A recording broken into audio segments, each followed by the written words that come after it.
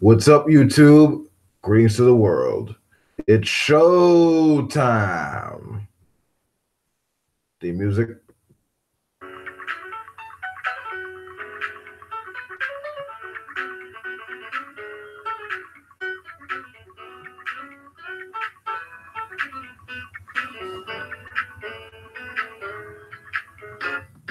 Welcome to Wolf King's Vids. I'm your host, the illustrious adversary.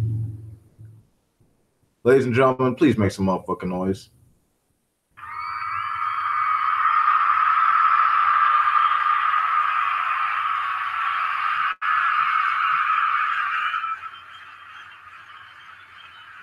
So once again, we'll be dealing with Lana Lokteff of Red Eyes TV. She has some commentary on white men in America, and apparently they're being discriminated against. So let's just get into that real quick. Let's see, where's the video? Got the clip. Okay. Gonna be looking at this in real time.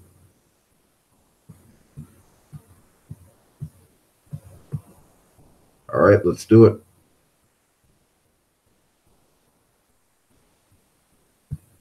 Before the word diversity became a globalist political statement in European nations, it was just a word that meant variety, difference in talent, skill, ability, or thought. Today, it is all about melanin content, your genitals, and who you have sex with. And if you're a leftist, of course. Not too long ago, it didn't need to be about race because we lived in a homogenous nation. European diversity got stuff done. It built Europe, and it made America, Canada, Australia, New Zealand. Yeah, I'm not gonna deny Europeans did do a great deal and did contribute a lot to the world.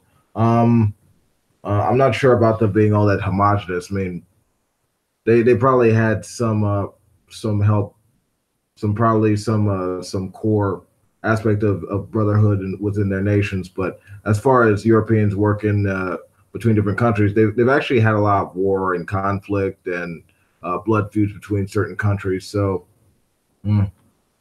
it's interesting to see how far that goes. But let's look at this further. We never required rigid rules about must have one of each of this and that, and that's what made America wild, free, and successful. We could focus on getting things done without cultural sensitivity workshops. Today, we pretty much have a diversity police force. Hold on there. Too many white people. Got to bring in different skin shades immediately. There is nothing natural and special about today's enforcement of diversity. Unlike the early years of America where people organically worked together and formed groups to get stuff done.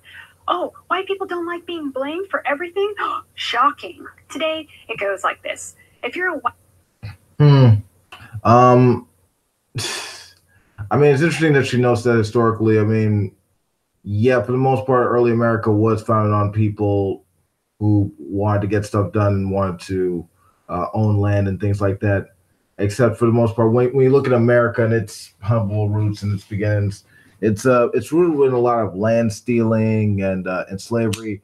I'm not blaming white people as a whole for that, but certainly those rich ones of the generation early on, sort of involving a lot of people of different varieties and ethnic backgrounds, sort of merging together. So, I mean, I'm just curious as to where the discrimination nowadays coming in, because that's usually just done for the sake of equal opportunity or equal protection, something to that effect. White company, you must have one of each skin shade, and it doesn't matter who is actually best for the job. It begins and ends with skin shade. Yeah, it's funny too. Okay, well, if you're talking about ethnic backgrounds and that sort of thing, people of different ethnic persuasions and backgrounds and things like that, yeah, the 14th Amendment, for example, sort of guarantees some equal protection under the law. That means you're not to be discriminated against because of your race, religion, sexual orientation, place of national origin, or something to that effect. In fact, if you look at the history of social liberalism, it actually got a lot of people of color and women uh, to to progress and actually be able to vote, to have a voice in the workplace, and to be full-fledged citizens and members of society. So, if anything, you should be thankful for progressivism because it sort of helped you gain a voice to be a bigoted idiot. Because these same people accuse people like me of being obsessed with skin color. When I talk about race, race is more than skin color. But to these people, I mean, how is it more than skin color? I mean, for the longest time, I remember reading in history class back when America was first being founded. That there was a hard way, a difficult time trying to define whiteness. Hell, if you were Irish back in the day, you couldn't be considered white. If you were Italian, you weren't white. If you were Greek, you weren't white.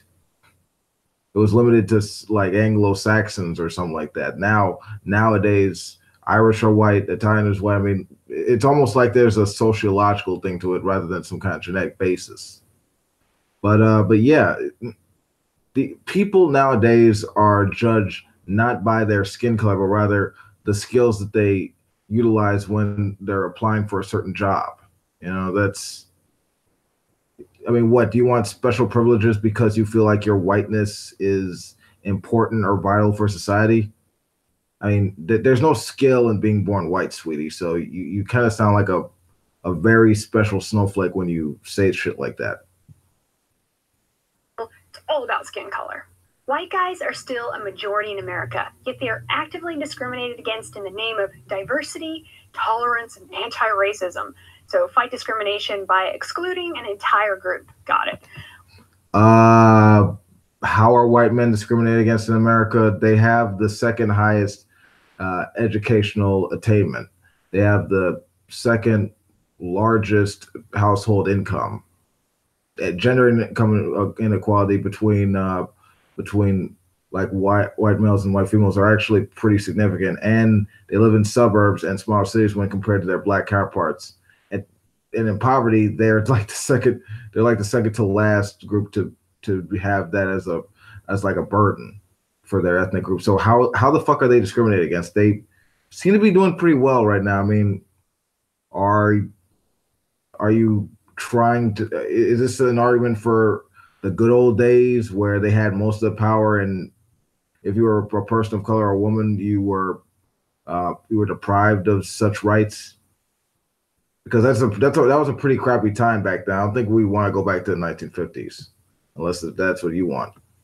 Well, all of these problems are hurdles because of forced multiculturalism. Instead of spending time focusing on solving real problems, we take classes on diversity.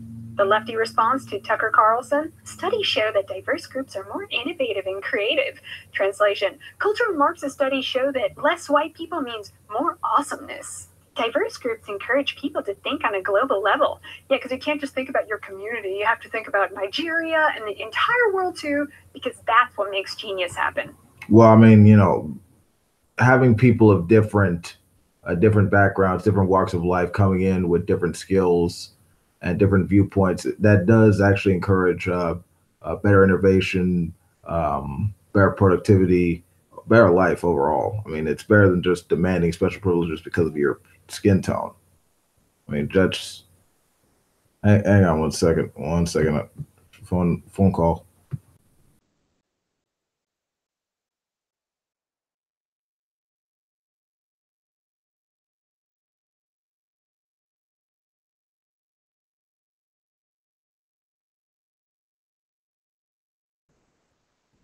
Okay, any more of this video?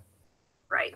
And diversity makes America's workforce and militaries more competitive. No, mandatory diversity actually takes away real competition and makes it all about skin color. And a military shouldn't have competition from within. They need unity and brotherhood.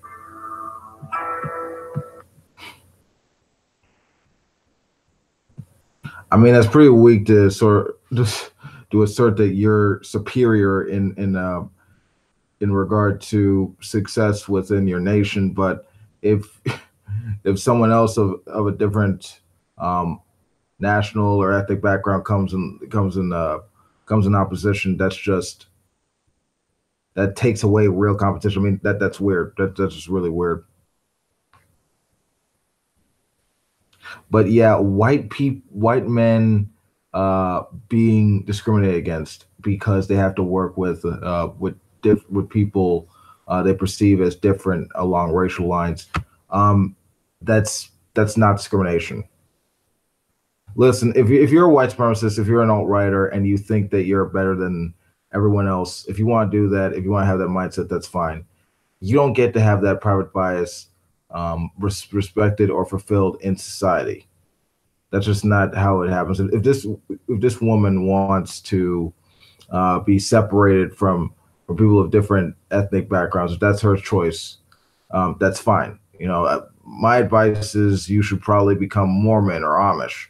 Hopefully, you'll have a decent life, and your kids won't have some genetic deficiencies due to incest or something like that. But I mean, that's you. The idea that white males are discriminated against is nothing more than a conspiracy theory brought about by very insane people with very bad ideologies and ideas. You even heard her note the cultural Marxist bullshit, which is a long debunked idea that was brought about by the Frankfurt School and been hijacked by right wingers to spout nonsense about America being destroyed from the inside due to communist rhetoric and all that bullshit. But yeah, this idea that we're having a racial divide or anything like that it couldn't be any less true. All right. Polls show that America are actually becoming more tolerant of minorities, and having people of different cultural backgrounds actually does encourage innovation. It does encourage competition, and it does encourage better peace, and it helps disadvantaged groups out that would very well not have them to begin with. And we need to encourage that and see more of it. That's the only way we fight this ignorance. But that's all I gotta say. That's my 2 cents on the issue. This has been Wolf King. Peace out. If you like this video, you know what to do. Stop by there, know, and hail Satan. I'm out. Peace. And respect the worth and dignity of every human being. Don't be like this dumb bitch. Ciao.